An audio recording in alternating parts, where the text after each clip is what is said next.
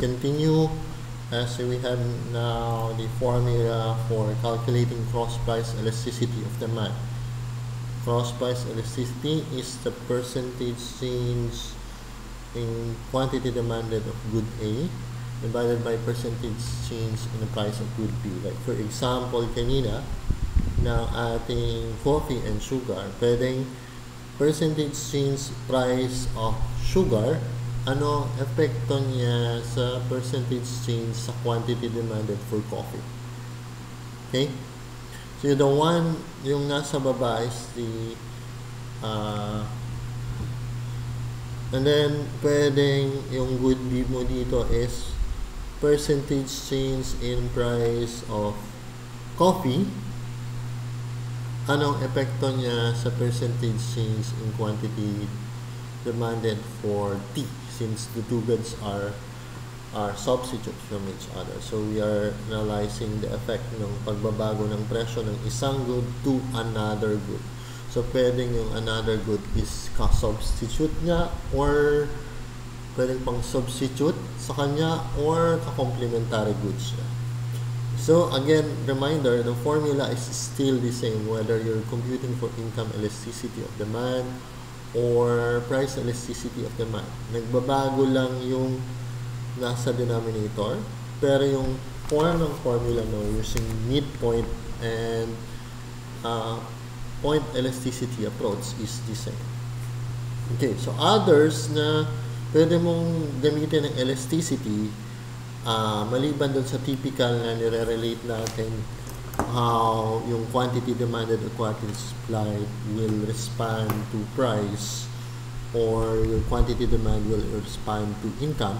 Pwede mo rin gamitin yung elasticity sa ibang variables as long as yung mga variables mo ay may isa na nakapera and others, and then another variable ay naka-express in quantifiable terms na hindi nakapera.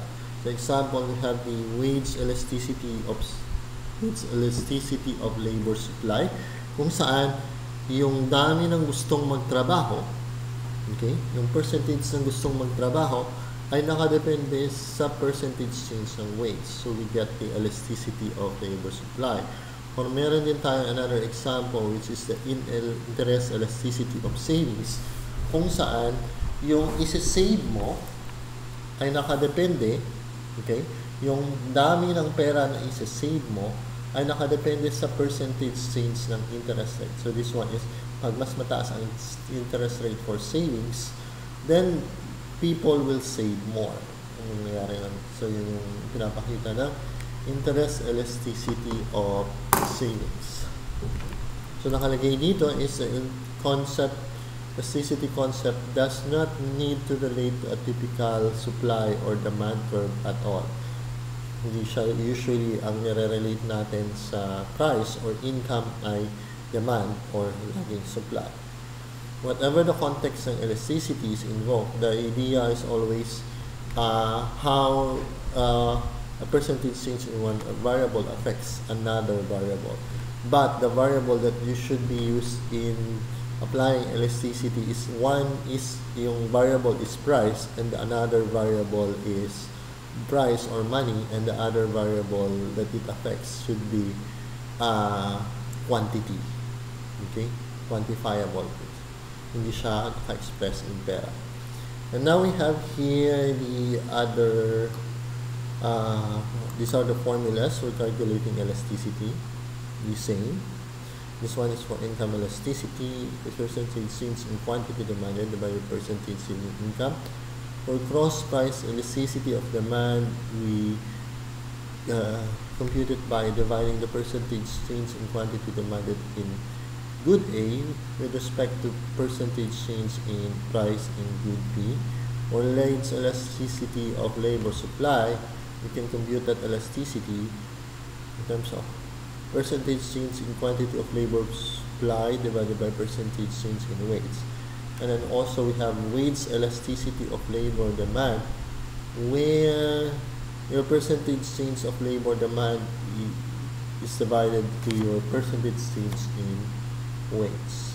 So both at the same time, yung employer kung gaano kadami ang i-employ niya at yung laborer or naghahanap ng trabaho na laborer ay makakadepende yung decision niya kung magtatrabaho siya o hindi.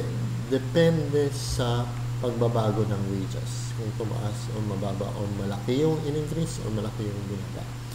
Another also is that will affect your decision to borrow or to save is nakadepende sa percentage change in quantities savings divided by percentages of interest rate.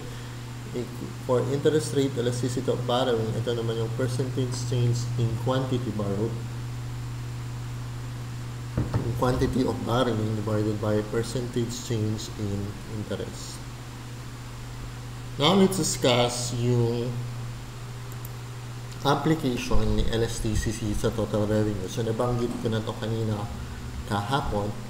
lang, na ang elasticity of demand mo can guide you on what is the right pricing strategy to increase your total revenue. So you will use the elasticity of demand to guide us what is the right pricing strategy to increase your total revenue, or other word for that is total sales. So ang inyong formula for total revenue, total sales is price times the quantity of tickets sold, or price times yung quantity sold ng kahit na anong produkto. Okay. So we have the summary. Okay? Kapag elastic, since sinabi natin kanina na elastic is that magkakaroon ka ng elastic or greater than 1 elasticity value pag ang percentage change ng quantity demanded mo, the one in numerator, ay mas mataas sa percentage change ng price. So ngayon, pag elastic ang demand mo, pag ikaw ay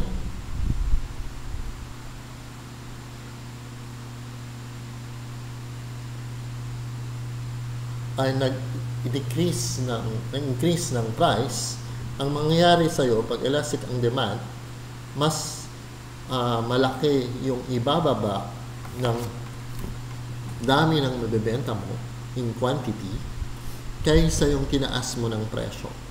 So since ang formula natin kanina is P times Q, since pag elastic demand, ang ginawa mo is nagtaas ka dito, ang epekto niya ay mas bababa ng mas malaki yung quantity demanded kaysa yung tinaas mo dito sa presyo. So overall,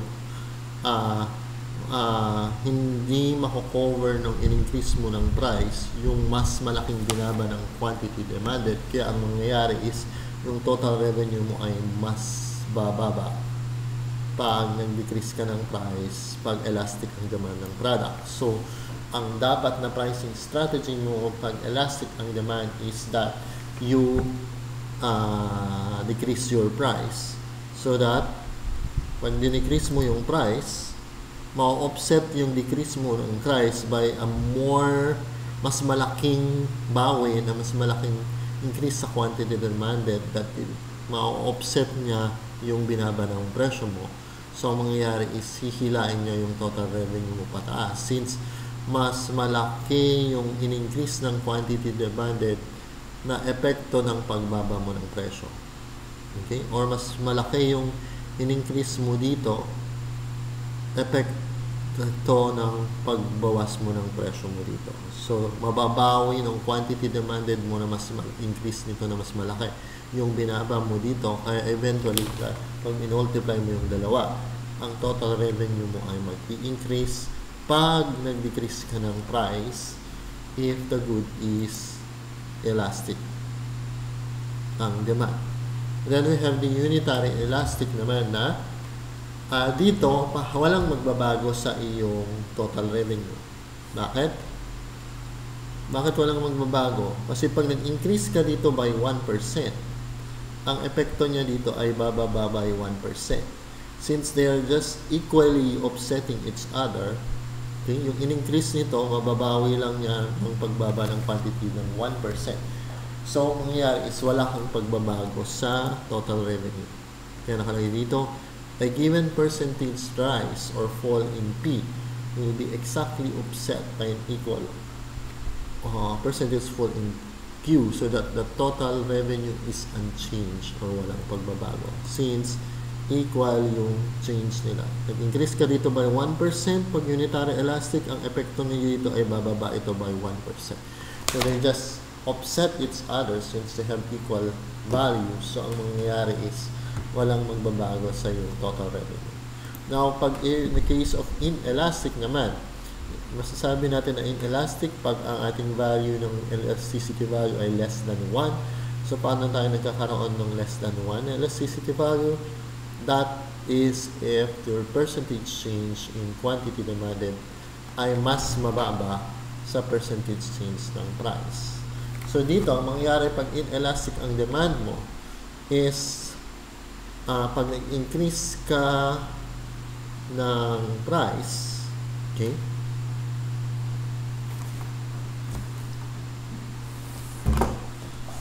Pag nag-increase ka ng price, okay, mas malaki yung in-increase ng price in percentage kaysa yung epekto nito na ibababa sa quantity demanded. So, ibig sabihin, kahit bumaba yung quantity demanded or yung quantity sold mo, mababawi nito yung mas mataas na in-increase ng presyo mo.